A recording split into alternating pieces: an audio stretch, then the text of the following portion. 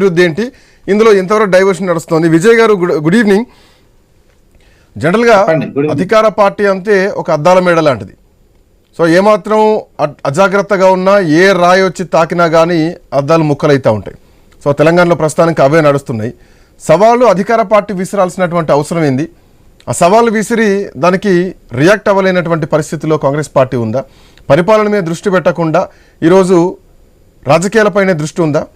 ఇందాక ఎందుకు నేను బనకచర్ల ప్రాజెక్టు విషయానికి లేవనెత్తాల్సి వచ్చిందంటే, ముఖ్యమంత్రి ఒకటి చెప్తారు, ఆంధ్రప్రదేశ్ మంత్రి ఒకటి చెప్తున్నారు, తెలంగాణ మంత్రి ఒకటి చెప్తున్నారు, ప్రెస్ మీట్లో అసలు ఆ చర్చే రాలేదని చెప్తున్నారు. దాని తర్వాత లోకేష్ని ఎందుకు కలిసారో చెప్పాలంటూ కూడా ఈ కామెంట్ ఇంకొక పొలిటికల్ కామెంట్ చేయడం జరిగింది. సో ఇప్పుడు అసలు విషయం వదిలేసి దీనికి ఎక్స్ప్లెనేషన్ ఇచ్చుకోవాల్సినటువంటి పరిస్థితి కేటీఆర్కి వచ్చింది. ఎట్లా చూడొచ్చు విజయ్ గారు?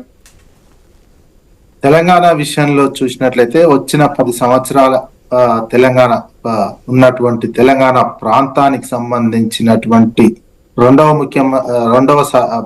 ముఖ్యమంత్రిగా ఉన్నటువంటి వ్యక్తి రేవంత్ రెడ్డి గారిని చూసినట్లయితే రాష్ట్ర ప్రయోజనాలు, రాష్ట్ర హక్కులకు సంబంధించి ఏ మాత్రం ఇంట్రెస్ట్, శ్రద్ధ, ప్రేమ ఉన్నట్టు కనిపించటం లేదు. రేవంత్ రెడ్డి గారు వ్యవహరిస్తున్నటువంటి తీరు చూసినట్లయితే బనకచర్ల విషయం చాలా ఖండించదగ్గది. ఒక విషయం దాన్ని అసలు అనుమతించాల్సినటువంటి అవసరం. అసలు ముఖ్యమంత్రి రేవంత్ రెడ్డి గారి వ్యవహారం తీరు చూస్తే ఎట్లుందంటే తెలంగాణ అస్తిత్వం కోల్పోయినటువంటి విధంగా మన ఢిల్లీ మీటింగ్ లో తోటి తేలిపోయింది, కనిపించింది. ఎట్లా అంటే ఇద్దరు, ఇటు చంద్రబాబు మంత్రివర్గంలో ఈయన ఒక మంత్రివర్గ సహచరుడిలాగా వ్యవహరించాడు. ఒకవైపు రామానాయుడు, ఒకవైపు రేవంత్ రెడ్డి. రేవంత్ రెడ్డి తెలంగాణ రాష్ట్రానికి ముఖ్యమంత్రి లాగా వ్యవహరించలే.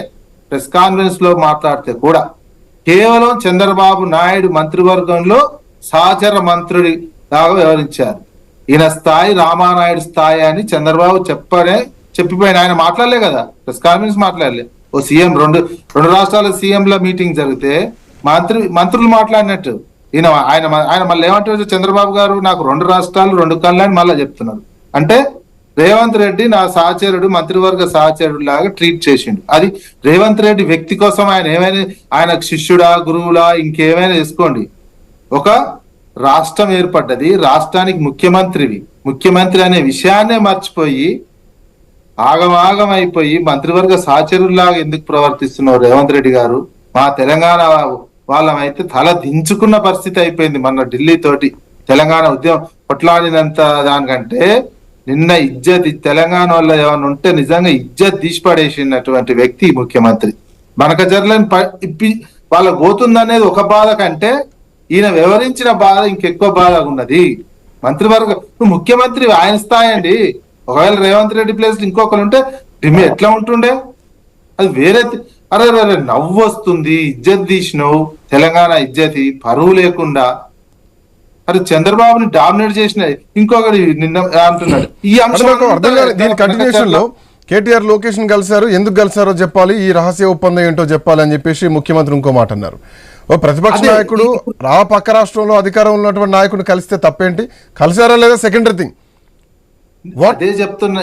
ఏమైతే బనకచర్ల విషయము ఈయన వ్యవహరించిన తీరు ఎక్కడ పెద్దగా డిస్కషన్ అవుతుందో తెలంగాణ సమాజంలో, తెలంగాణ అస్తిత్వాన్ని చాటించాల్సిన ముఖ్యమంత్రి అస్తిత్వం కోల్పోయి కాళ్ళ మీద పడ్డంత పని చేస్తుండే అనేది ఎక్కడ చర్చ వస్తుందో అనేటువంటి భయంతో తెల్లారి చిట్చాట్లో ఇది అన్నాడు. చిట్చాట్లో ఇంత అంటే అబద్ధాలు కాకపోతే ఈయన చెప్తున్న ఎప్పుడైనా ఏమైనా నిజమైనా అండి? రేవంత్ రెడ్డి గారు చెప్పిన ఏ అయినా ఇంతవరకు నిజమైనటువంటి ఉన్నాయా? ప్రతిపక్షంలో ఉన్నప్పుడు కూడా చెప్తున్నాడు కదా, ఈ డ్రగ్స్ విషయమే కావచ్చు, ఇంకో విషయాలే కావచ్చు, ఏదైనా నిజమైనయా? ఇప్పుడు మళ్ళీ డైలాగ్ ఇది కూడా విలన్ కు లాస్ట్ అది జగన్మోహన్ రెడ్డి మొదటి నుంచి అంటున్న డైలాగ్. అది జగన్మోహన్ రెడ్డి డైలాగ్ తీసుకొచ్చి ఇక్కడ దీనికి చెప్తున్నటువంటిది. ఏంది ఇది? ముఖ్యమంత్రి లాగా వివరించండి. తెలంగాణ అస్తిత్వాన్ని ప్రపంచానికి చాటే విధంగా వివరించండి తప్ప తాకట్టు పెట్టే విధంగా, మొత్తం నీళ్ళన్నిటినీ వాళ్ళకు పోయే విధంగా, నీళ్లు పోవడం కంటే హక్కును కాపాడాలి. నువ్వు టీఎంసీలల్లా పోతున్నట్టు ఒకవేళ వరద జలాలు పోతున్నాయి అనుకో, ఆ వరద జలాలలో నీ హక్కు ఏందో కాపాడుకో.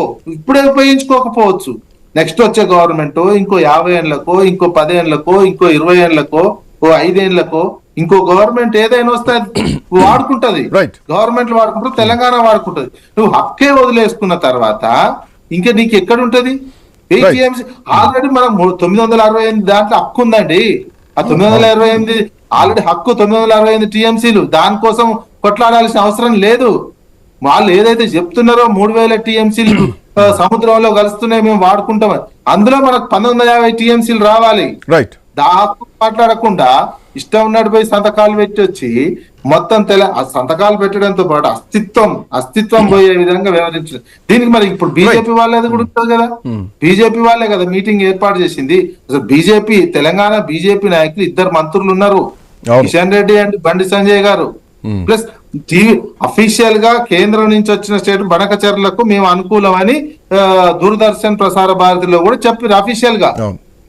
ఇక అంతకంటే తెలంగాణకి ఇంకేం కావాలి?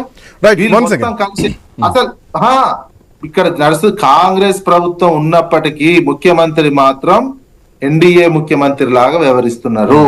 తెలంగాణకు తీవ్ర నష్టం చేస్తున్నారు. పూర్తిగా అసలు పోను అన్నటువంటి ఢిల్లీకి పోను అన్నటువంటి ముఖ్యమంత్రి లీకులు ఇచ్చి రాత్రి ఎట్లా పోతారండి?